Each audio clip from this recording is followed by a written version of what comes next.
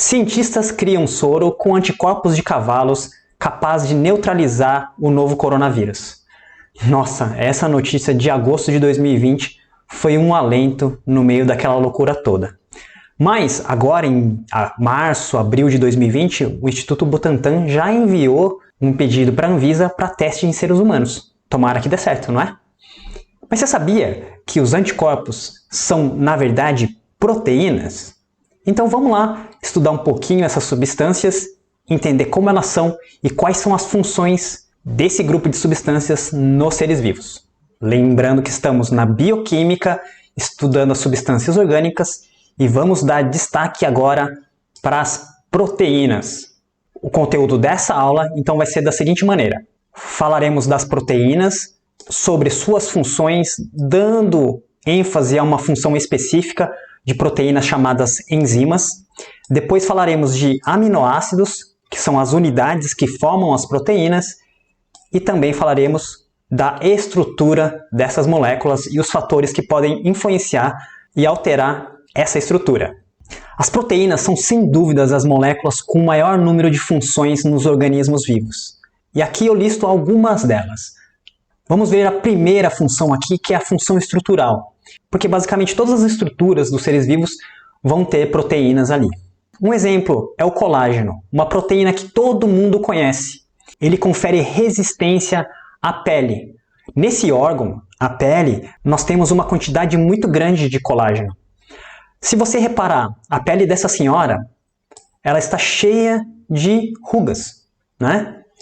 E essas rugas ocorrem porque ela está ficando com uma baixa produção de colágeno. E quanto menor a quantidade de colágeno, aqui ó, você consegue observar que são essas fibras em roxo, ela vai ter rugas mais proeminentes. Em regiões onde há mais colágeno, aí as rugas são menos proeminentes. Porque esse colágeno então dá maior resistência à pele. Aliás, o colágeno ele é a proteína presente em maior quantidade no nosso corpo. Por exemplo, nós conseguimos observar uma quantidade grande de colágeno nas cartilagens da nossa coluna vertebral, na cartilagem das nossas articulações, nos tendões e até no nosso osso. Nosso osso ele é duro, mas ele é resistente por causa da presença do colágeno. Isso faz com que o osso não fique quebradiço. Temos também a proteína queratina, fundamental para formar as nossas unhas, o nosso cabelo, mas nos animais nós temos também os bicos córneos, nós temos os chifres. Então, tudo isso é formado de queratina. E só mais um exemplo de proteínas estruturais nos seres vivos. No coronavírus, nós temos na coroa dele estruturas chamadas spike, proteínas spike, que fazem parte da estrutura desse vírus. Na nossa célula, nós também temos aqui proteínas presentes na membrana plasmática. E elas vão ter várias funções que a gente vai estudar ainda. Então, perceba que praticamente todas as estruturas contêm proteínas, mas essas proteínas estruturais do coronavírus podem ser encaradas como um corpo estranho quando ele entra no nosso organismo. Assim, nossas células de defesa vão produzir anticorpos, que são de origem proteica, são proteínas. Elas agem sobre micro-organismos invasores, destruindo-os, causando uma série de reações que vão causar a destruição desses patógenos. Mas vamos deixar o coronavírus de lado um pouquinho, não é?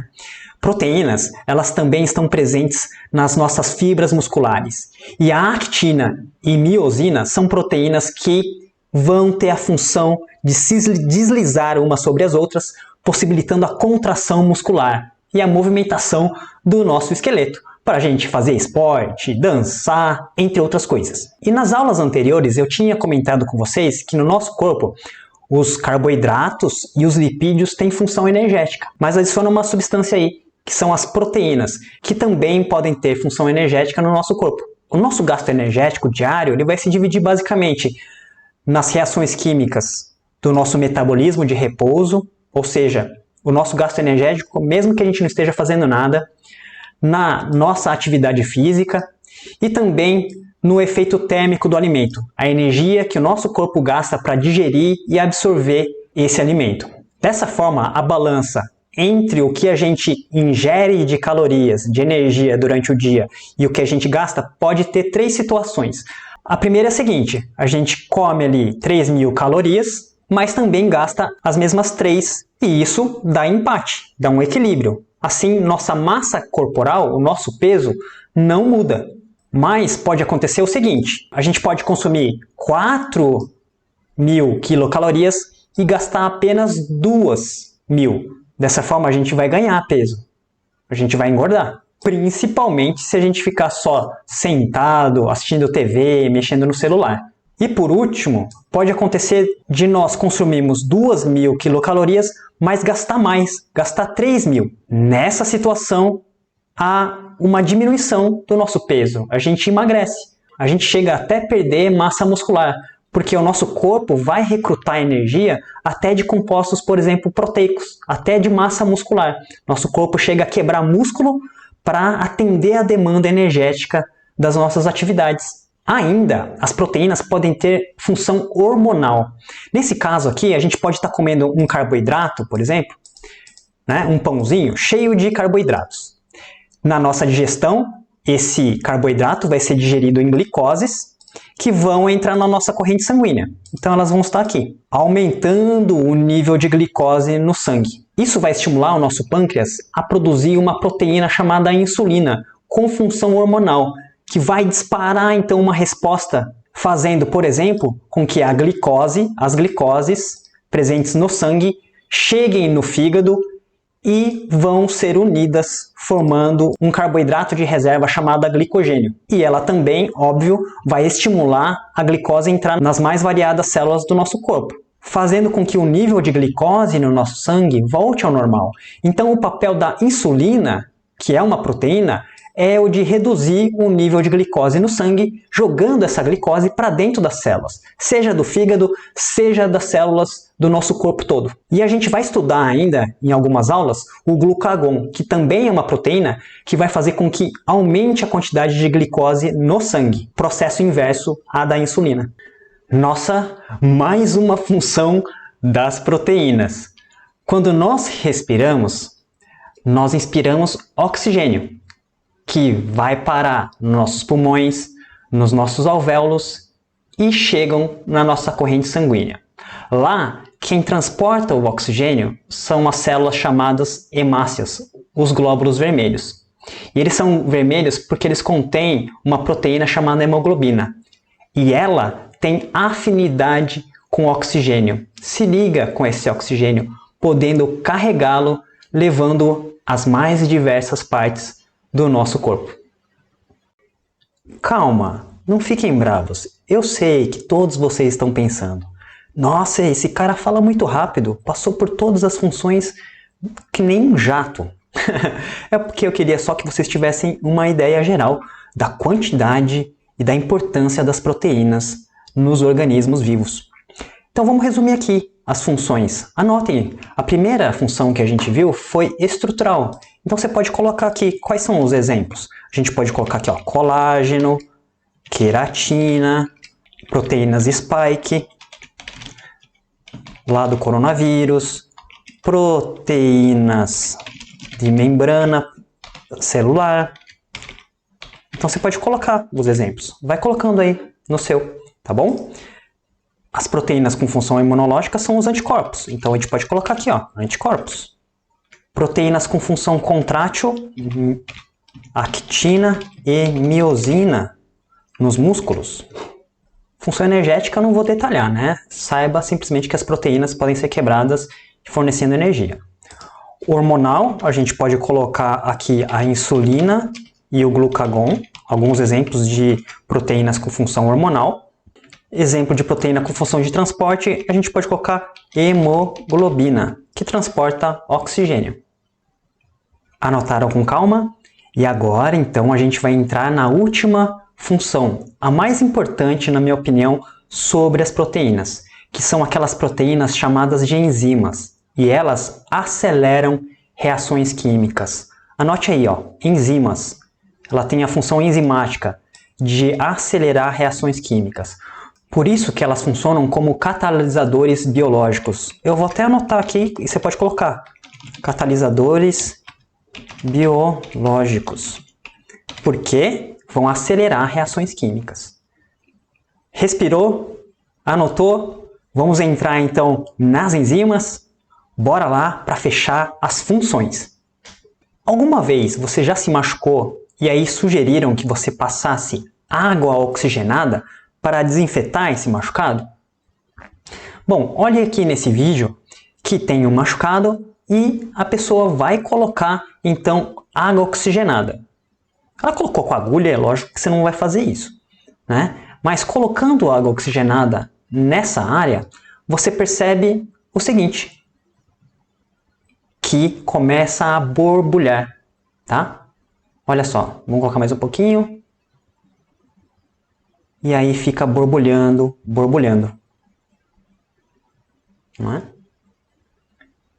Você sabe o que está acontecendo ali? A água oxigenada ela é também conhecida como peróxido de hidrogênio, ou H2O2.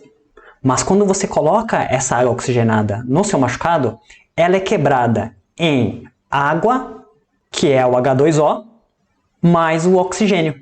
E é esse gás oxigênio que fica borbulhando ali no seu machucado. Só que isso só acontece porque tem uma enzima chamada catalase, uma proteína que acelera essa reação. Se não tivesse essa catalase, não aconteceria essa reação ou demoraria muito tempo para acontecer.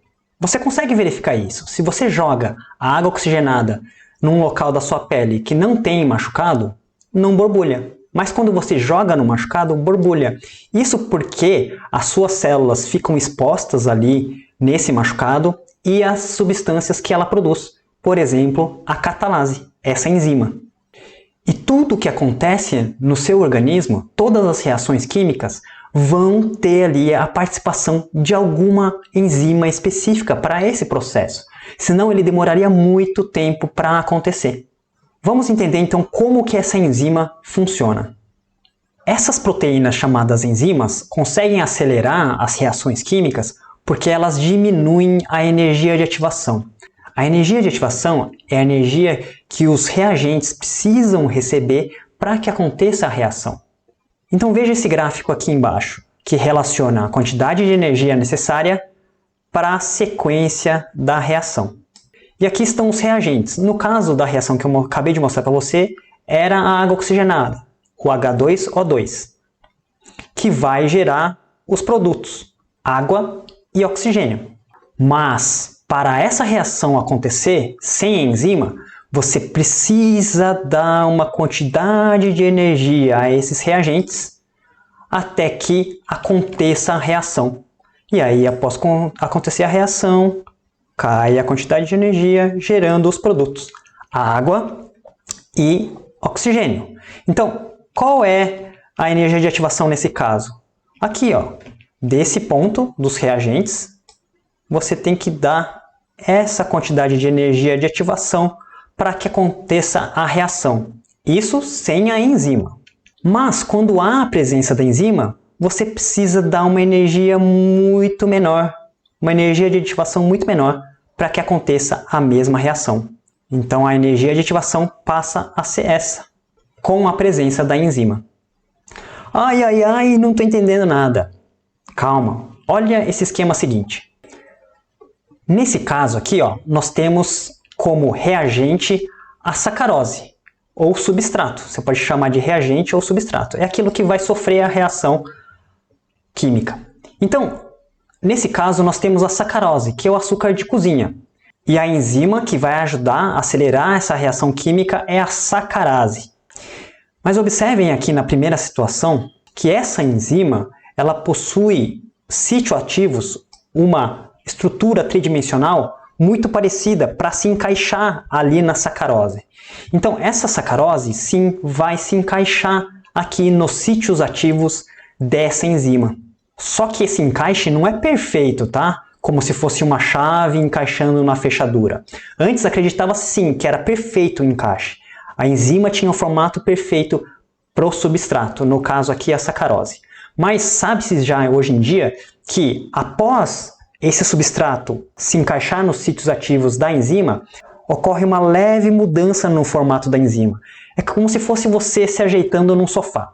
Você senta, putz, ele é gostoso, mas você se ajeita um pouquinho até encaixar direitinho, não é? Então, é isso que acontece aqui na hora que um reagente se encaixa na enzima. Nesse caso aqui, a água vai participar da reação. E quando a sacarose se encaixa nessa enzima, a enzima consegue fazer com que a ligação ali entre os dois monossacarídeos que compõem a sacarose, o açúcar de cozinha, seja exposto. E aí acontece sim a quebra dessa ligação, gerando então os produtos glicose mais frutose. Aí essa enzima se solta e ela consegue então voltar para participar de uma nova reação química. Entendeu então o papel de uma enzima? Ela tem um formato com sítios ativos muito parecidos com o formato das substâncias que vão reagir nessa reação, e ela expõe as ligações ou para serem quebradas ou para serem feitas, dependendo da reação. Por exemplo, nesse exemplo eu coloquei a quebra da sacarose, mas não poderia ser a formação da sacarose? Aí teria uma outra enzima que faria com que a glicose e a frutose se encaixassem e pudesse haver a ligação entre elas. É isso que a planta fez, a cana-de-açúcar. Ela fez uma reação química lá dentro dela, unindo a glicose mais frutose, formando o açúcar de cozinha. Então grave isso. Para cada reação química no seu corpo, há sim a participação de uma enzima. Seja uma reação química para a digestão dos seus alimentos, ou, por exemplo, para a construção de massa muscular. Agora vamos ver duas coisas que podem afetar a velocidade de uma reação. Duas coisas que podem afetar a atividade de uma enzima. A primeira é a temperatura. Olha esse gráfico aqui. Imagina que tem uma reação química que tem uma certa velocidade aqui relacionada com a temperatura. Então, nessa temperatura, a velocidade da reação está baixa. Mas quando você vai aumentando a temperatura, e isso geralmente acontece, com o aumento da temperatura, aumenta a velocidade das reações. Mas chega no ponto máximo aqui, que a velocidade da reação é máxima. A ação da enzima é ótima. Só que com o aumento da temperatura, essa velocidade, essa ação da enzima vai caindo, vai caindo, vai caindo, vai caindo. Então nós temos uma temperatura ótima, e nessa temperatura ótima, a velocidade da reação é máxima. Quer um exemplo prático? Olha só, você tem aqui a velocidade da reação no seu corpo, pela temperatura.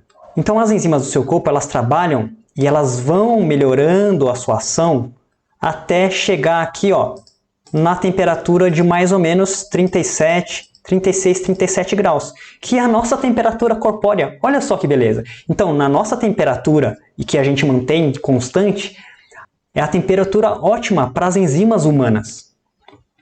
Mas, se aumentar muito a temperatura, aí a velocidade das reações vão cair bruscamente. E isso acontece, por exemplo, quando você está com febre. Quando você está com febre, a sua temperatura pode chegar ali até os 40 graus, não é?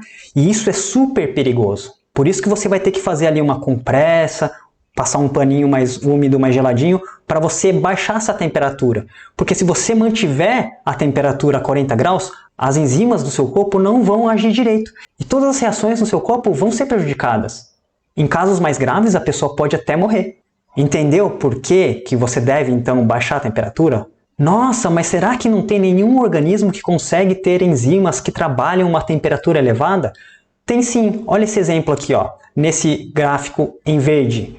Você tem aqui a temperatura ótima para as enzimas de bactérias que vivem em fontes termais, fontes de águas quentes. E essa temperatura ótima para essas bactérias é perto dos 80 graus, porque as enzimas desse organismo estão ali adaptadas para funcionar nessa temperatura. Um outro fator que pode influenciar na velocidade das reações, ou seja, na atividade das enzimas, é o pH. Da mesma forma, num gráfico da velocidade da reação, aqui, pelos valores de pH, nós temos um pH ótimo também. Nesse pH ótimo, a velocidade da reação é máxima. Um exemplo muito simples para você perceber isso. O pH da sua boca, ele é mais ou menos neutro, perto aqui de 7, tá? Muito perto de 7. E nesse pH da sua boca, a enzima que age na digestão de carboidratos ali é a amilase salivar, ou chamada ptyalina. Então essa enzima consegue começar a quebra química dos carboidratos na sua boca e ela tem o pH ótimo perto aí de 7. pH neutro. Você percebe que sua boca ela tem o pH neutro. Agora, você já deve ter vomitado. Quando você vomita, o suco gástrico ele sobe para sua boca e você percebe que ele é ácido, não é? É porque o estômago ele é ácido. E lá no seu estômago existem enzimas que gostam de trabalhar no pH ácido. Então se a gente pegar aqui, ó, a pepsina, ela gosta de trabalhar num pH perto de 2, 3. Então ela adora trabalhar nesse pH ácido para digerir proteínas, digerir carne. E esse é o ambiente aqui no seu estômago, então. E marquem só mais uma coisa. Enzimas que agem sobre proteínas, sobre carnes, por exemplo, elas são chamadas de proteases. Enzimas que agem sobre lipídios, gorduras, são chamadas de lipases. E enzimas que agem sobre carboidratos são chamadas de amilases.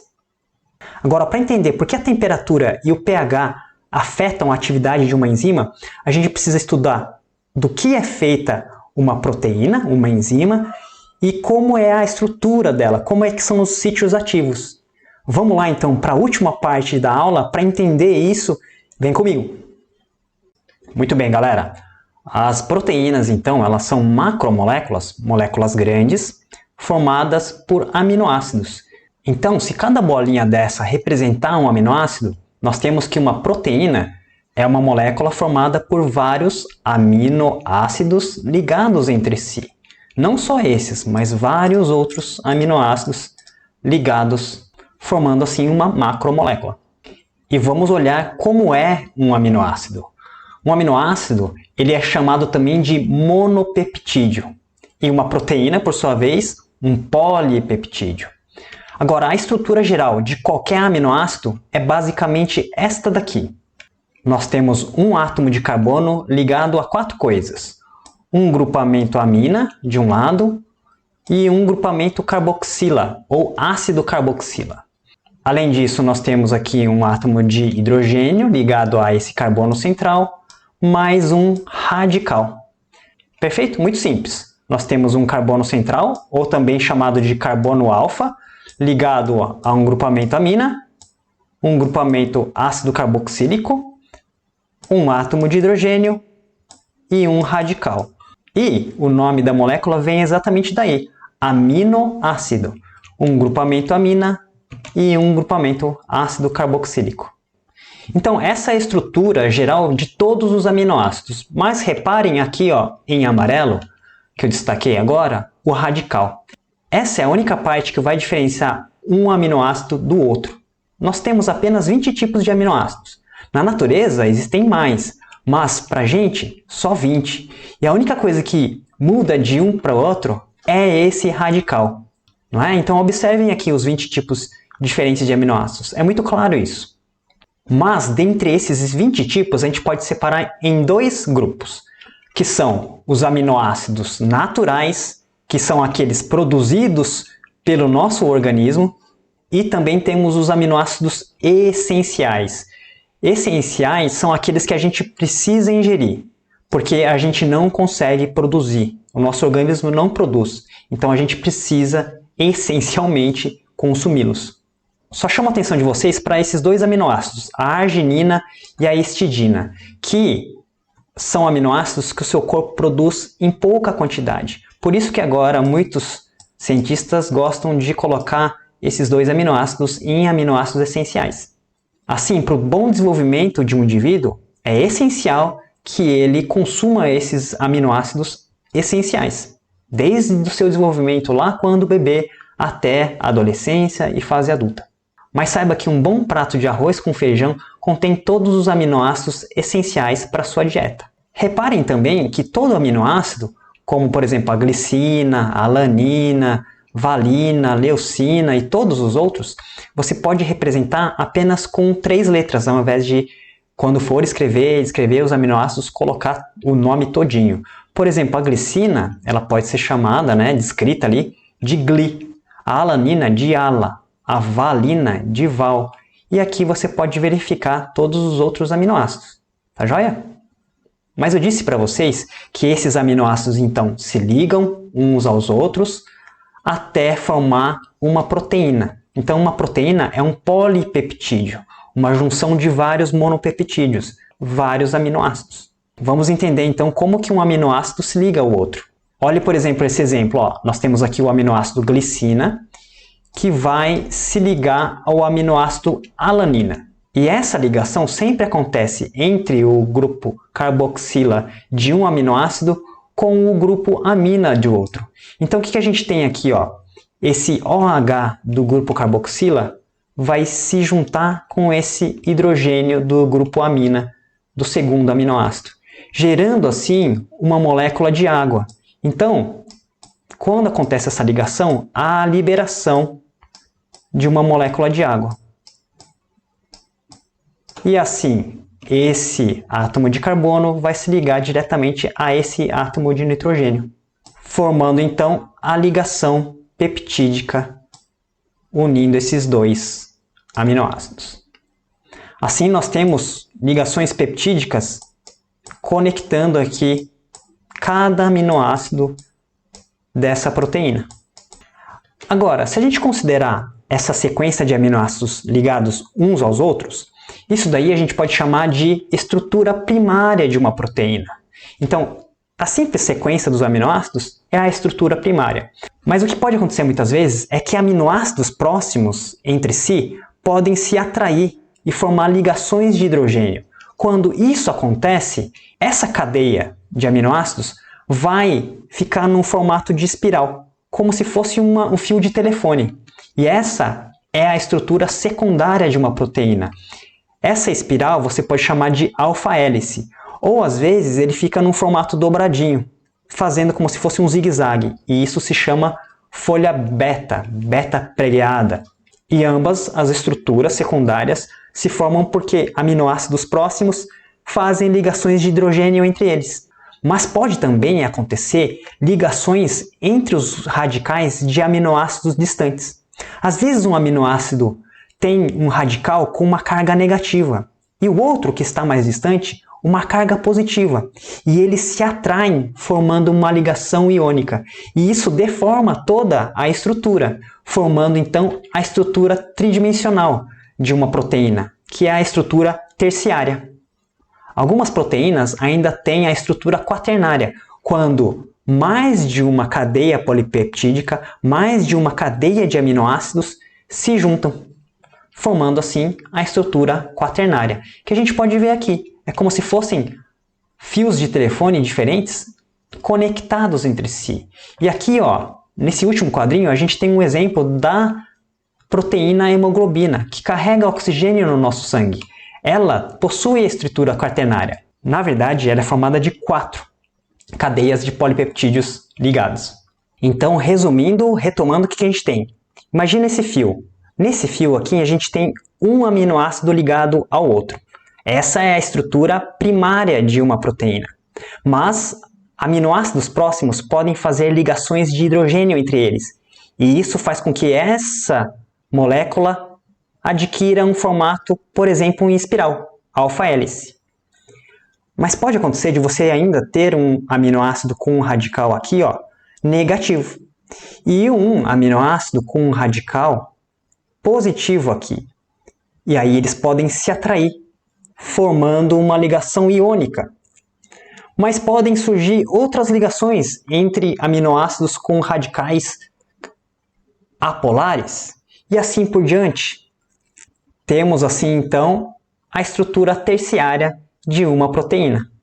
Mas se juntarmos mais de uma cadeia polipeptídica, aí nós temos a estrutura quaternária. Entender? Agora, pode acontecer uma coisa. Se você pegar essa proteína aqui e colocá-la em alta temperatura, por exemplo, que acontece? Esse calor, essa temperatura elevada, faz com que essa proteína desfaça algumas das suas ligações da estrutura terciária e secundária. E assim ela vai mudando o seu formato. E aí ela deixa de ter o formato tridimensional inicial. Esse processo não muda a sequência de aminoácidos, mas muda o formato tridimensional da proteína. Esse processo, que acontece devido à alta temperatura, é a desnaturação da proteína. Você consegue observar, então, esse processo de desnaturação quando você frita um ovo. O ovo cru tem aqui na sua clara muito de uma proteína chamada albumina. Quando você aplica calor, frita o ovo, você afeta a estrutura tridimensional dessa proteína. Por isso que a consistência da clara aqui muda, porque as proteínas foram desnaturadas. Percebeu então, quando você está com febre, o que acontece, o que pode acontecer com a estrutura tridimensional das suas proteínas, das suas enzimas? Elas podem mudar de formato e deixar de ter um formato especial para ela conseguir funcionar. Assim, você tem que diminuir essa temperatura, senão as proteínas vão se desnaturar e as reações químicas do seu corpo não vão acontecer direito e você pode até morrer. Entendeu então o efeito da temperatura e pH que eu descrevi antes? O pH também pode desnaturar proteínas. Se você pegar um ovo cru e jogar ali limão ou vinagre, que são ácidos, você vai ver que a clara do ovo também modifica, porque as proteínas começam a desnaturar. Então, resumindo, galera, o que a gente viu hoje? Falamos muito sobre proteína, falamos sobre suas variadas funções, e tem muitas, são as moléculas com maior número de funções, com certeza.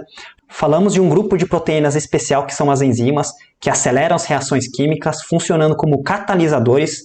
Falamos dos aminoácidos que compõem as proteínas. E fechamos falando da estrutura das proteínas e o que pode afetar essa estrutura e as consequências disso daí. Então, o que eu quero que você leve para casa? Deu para você perceber a importância das proteínas para o seu desenvolvimento? Imagina só o que pode provocar a falta de proteínas na dieta, no desenvolvimento de uma criança. Olha só essa figura.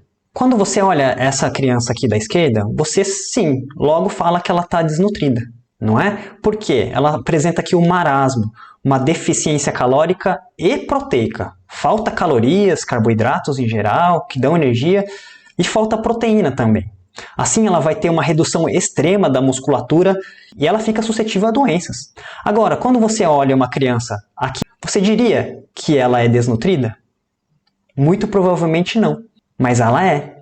Ela apresenta uma desnutrição do tipo kwashiorkor. Nesse caso, ela não tem uma deficiência calórica, porque ela se alimenta basicamente de carboidratos, que fornecem sim energia, mas ela tem uma deficiência grande em proteínas nesse caso. E uma deficiência nutricional em proteínas, principalmente aminoácidos essenciais, vai acarretar em retardo mental, apatia extrema, falta de disposição, edema sob a pele, queda da resistência imunológica. E será que você consegue justificar por que uma deficiência nutricional em proteínas, em aminoácidos essenciais, causa tudo isso no desenvolvimento de uma criança? Uma limitação no desenvolvimento físico e intelectual? Acho que sim. Então, quando você analisar a desnutrição no nosso país, nas diversas regiões, você consegue ser um pouco mais crítico. Às vezes, olhar uma criança que aparentemente ali está até meio gordinha, na verdade, ela pode ter uma falha assim no seu desenvolvimento físico e intelectual. Então, pensa aí nisso. Pensa na importância de proteínas e numa dieta adequada. Então, espero que essa aula tenha sido enriquecedora para você. Qualquer coisa, entre em contato comigo. Um abraço. Até mais.